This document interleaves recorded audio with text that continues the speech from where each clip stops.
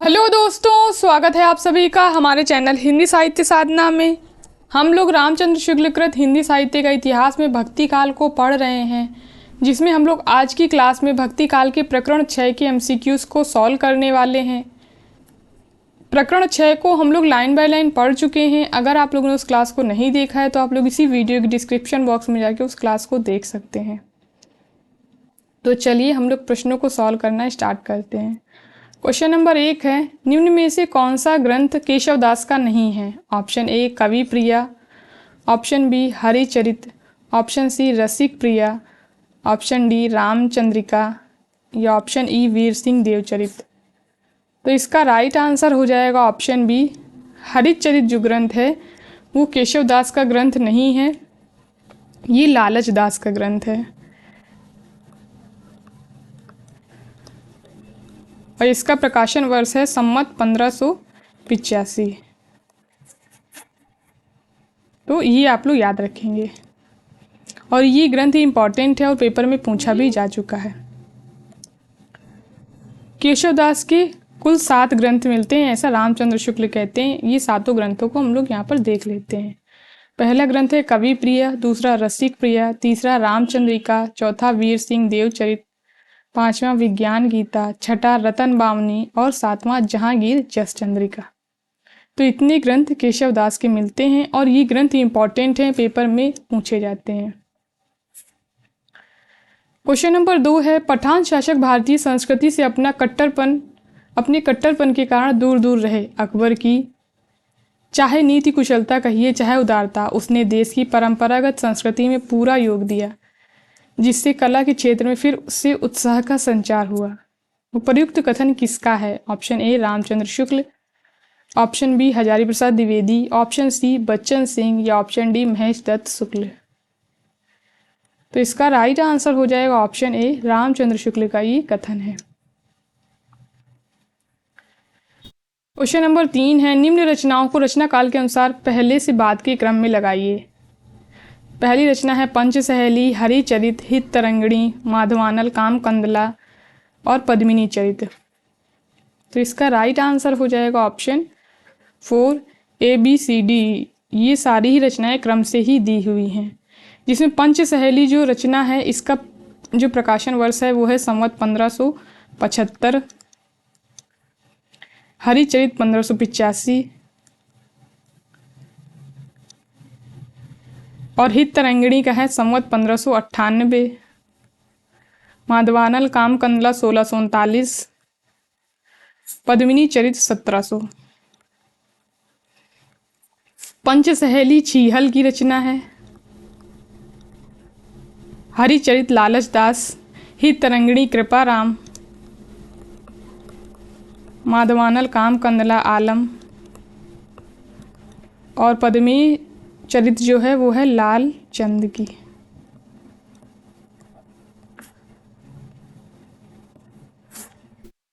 Question number 4 है, यद्यपि सुजाति सुलक्षिणी सुवरन सरस सुवृंत भूषण बिनु न बिराजई कविता वनिता मित। उपर्युक्त पंक्तियां किस कवि की हैं? Option A Bhushan, option B Keshavdas, option C Senapati या ऑप्शन डी लालच दास।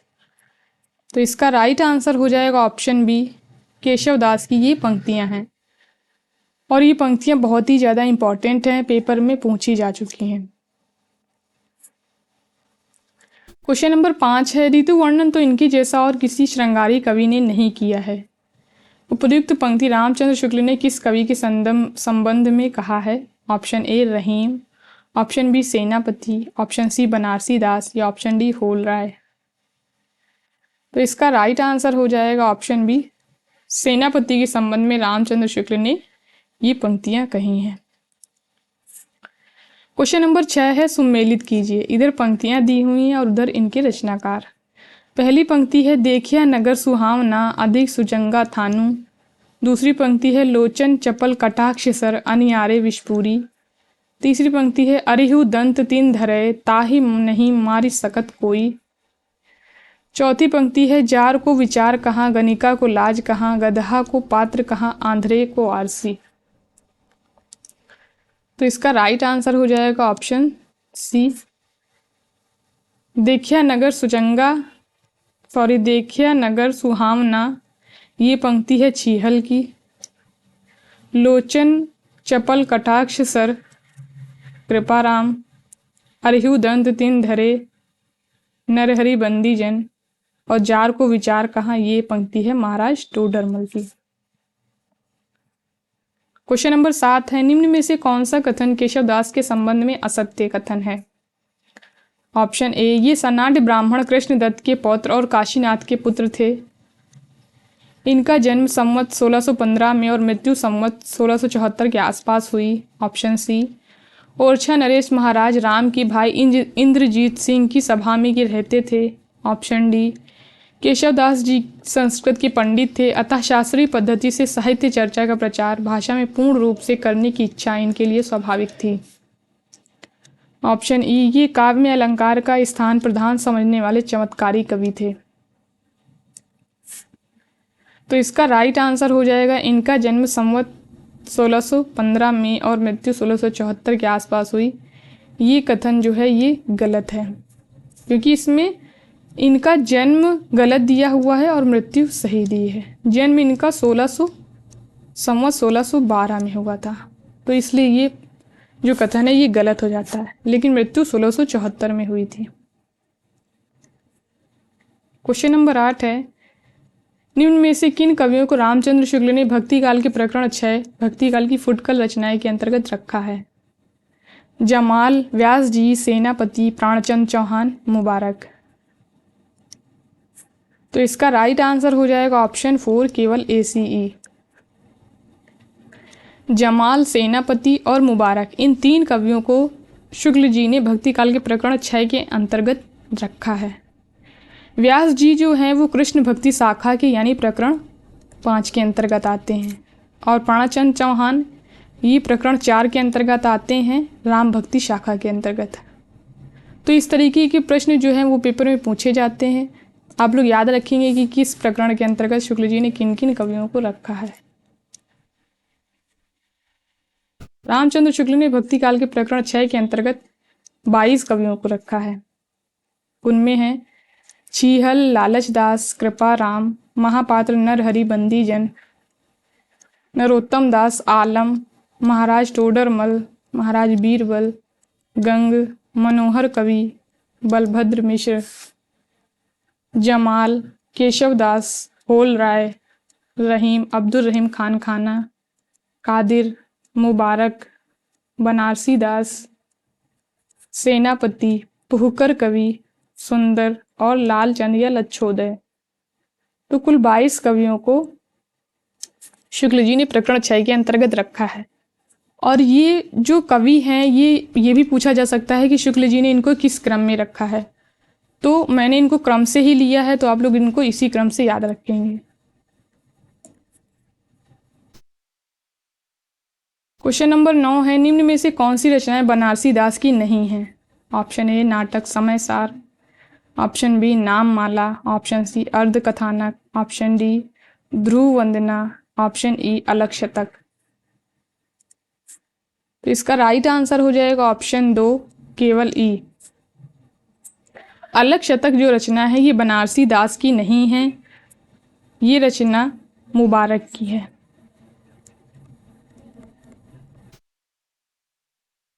और इनकी एक और रचना है तिल शतक। इन दोनों ही रचनाओं को आप लोग याद रखेंगे।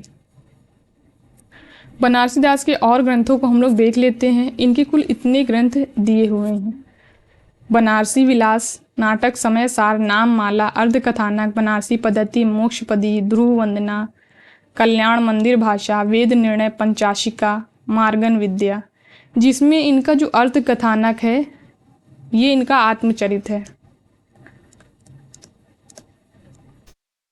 और ये बहुत ज़्यादा इम्पॉर्टेंट है। और इसको ये जो है अर्थ कथानक है, ये पहली आत्मकथा इसको कहा जाता है।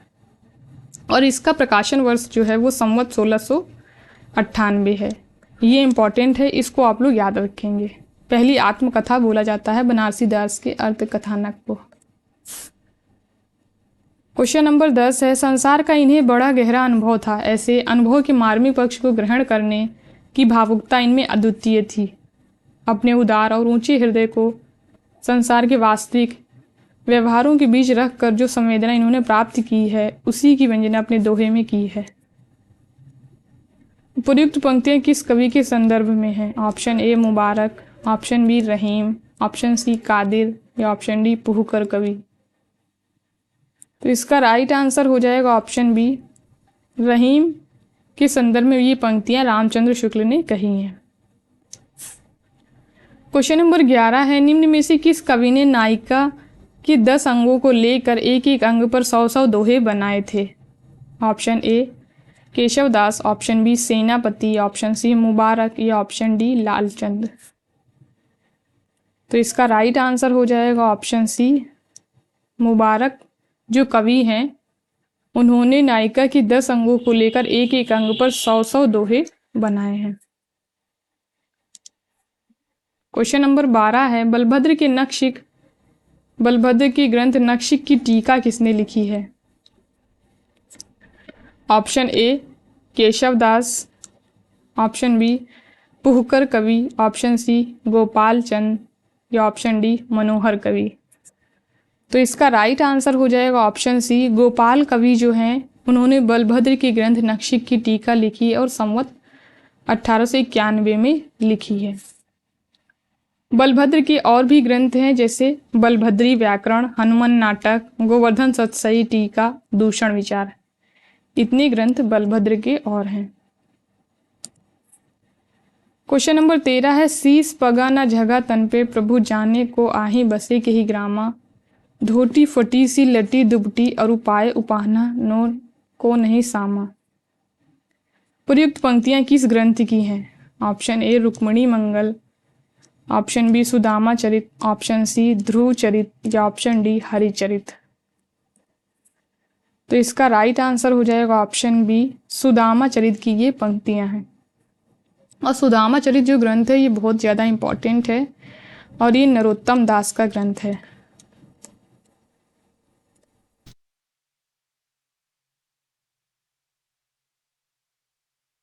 क्वेश्चन नंबर 14 है, निम्न कवियों को जन्म काल के अनुसार पहले से बाद के क्रम में लगाइए। पहले कवि हैं महापात्र नरहरि बंदीजन, महाराज टोडरमल, केशव दास, मुबारक और कादिर। तो इसका राइट आंसर हो जाएगा ऑप्शन 4। पहले आएंगे महाराज टोडरमल, फिर महापात्र नरहरि बंदीजन, फिर केशव दास, फिर कादिर और सबसे लास्ट में आएंगे मुबारक। बंदीजन का जो जन्म है वो है संवत 1562, टोडरमल 1550, केशव दास 1612, मुबारक 1640 और कादिर जो है 1635। इनका सबका समय संवत में ही है। तो इस तरीके से क्रम से लगाने के लिए भी कवि पेपर में आते हैं। और एक और कवि याद रखेंगे, इनका भी जन्म आप लोग रहीम, इनका जन्म हुआ था संवत 1610 में। क्वेश्चन नंबर 15 है, निम्न में से कौन सा कथन रहीम के संबंध में रामचंद्र शुक्ल का नहीं है? ऑप्शन ए, ये अकबर बादशाह के अभिभावक प्रसिद्ध मुगल सरदार बैरम खां खानखाना के पुत्र थे। ऑप्शन बी, ये संस्कृत, अरबी, फारसी के पूर्ण विद्वान और हिंदी काव्य के पूर्ण मर्मज्ञ कवि थे। ऑप्शन सी, इनकी दानशीलता कीर्ति की कामना के लिए थी, उसका हृदय की सच्ची प्रेरणा से कोई संपर्क न था। ऑप्शन डी, भाषा पर तुलसी का सा अधिकार हम रहीम पर भी पाते हैं, ये ब्रज और अवधि, पश्चिमी और पूर्वी दोनों काव्य भाषा में समान कुशल थे। ऑप्शन ई, इनकी पंक्तियां ऐसी लुभावनी हुई कि बिहारी आदि परवर्ती कवि भी बहुतों का अपहरण करने का लोभ ना रोक सके। तो इसका राइट आंसर हो जाएगा ऑप्शन सी, ये पंक्ति जो है ये रामचंद्र शुक्ल की नहीं है।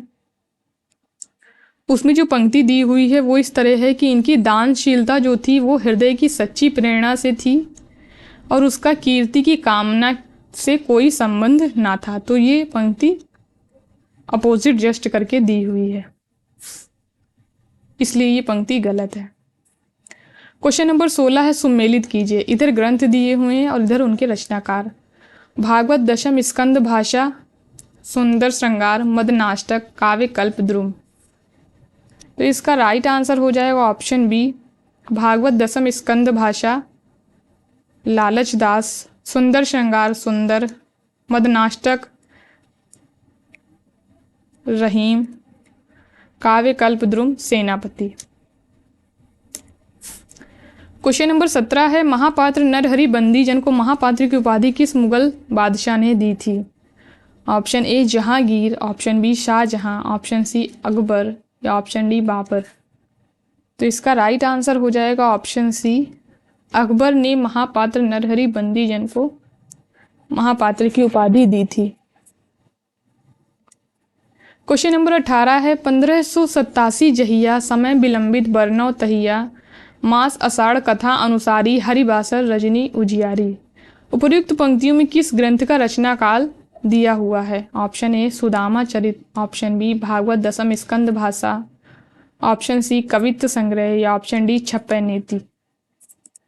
तो इसका राइट आंसर हो जाएगा ऑप्शन बी, भागवत दशम स्कंद भाषा का रचना काल इसमें दिया हुआ है, 1587।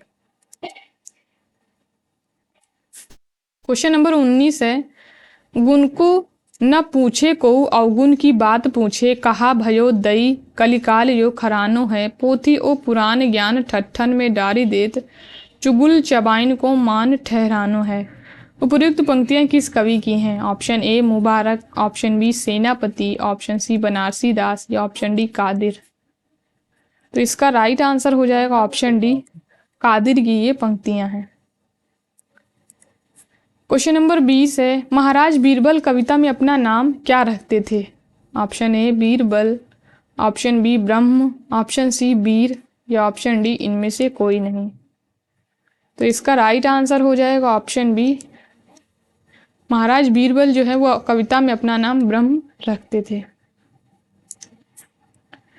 क्वेश्चन नंबर 21 है, भक्ति काल की किस कवि ने शाही दफ्तरों में हिंदी के स्थान पर फारसी का प्रचार किया, जिससे हिंदुओं का झुकाव फारसी की शिक्षा की ओर हुआ?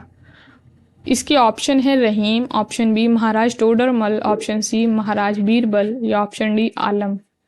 तो इसका राइट आंसर हो जाएगा ऑप्शन बी, महाराज टोडरमल जो थे वो उन्होंने शाही दफ्तरों में हिंदी के स्थान पर फारसी का प्रचार किया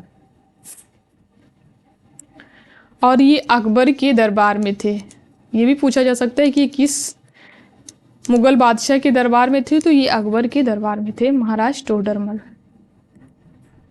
क्वेश्चन नंबर 22 है, इसमें घर की दरिद्रता का बहुत ही सुंदर वर्णन है। यद्यपि यह छोटा है तथापि इसकी रचना बहुत ही सरस और हृदयग्राहिणी है और कवि की भावुकता का परिचय देती है। उपर्युक्त पंक्तियां किस ग्रंथ के संबंध में रामचंद्र शुक्ल ने कही हैं? इसके ऑप्शन है पंच सहेली, ऑप्शन बी हित तरंगिणी, ऑप्शन सी सुदामा चरित या ऑप्शन डी हनुमान नाटक। तो इसका राइट आंसर हो जाएगा ऑप्शन सी, सुदामा चरित के संबंध में रामचंद्र शुक्ल ने की पंक्तियां कही हैं। क्वेश्चन नंबर 23 है, इसमें संदेह नहीं कि अकबर के राजत्व काल में एक ओर तो साहित्य की चली आती हुई परंपरा को प्रोत्साहन मिला, दूसरी ओर भक्त कवियों की दिव्य वाणी का स्रोत उमड़ चला। इन दोनों की सम्मिलित विभूति से अकबर का राजत्व काल जगमगा उठा और साहित्य के इतिहास में उसका एक विशेष स्थान हुआ। ये जो पंक्तियां हैं ये किस इतिहासकार की हैं?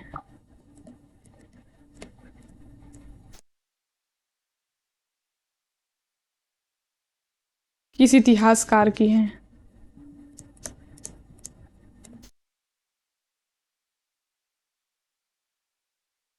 यहाँ ये क्वेश्चन पूरा नहीं, मैं क्वेश्चन पूरा कर दे रही हूँ। ये पंक्तियाँ किस इतिहासकार की हैं?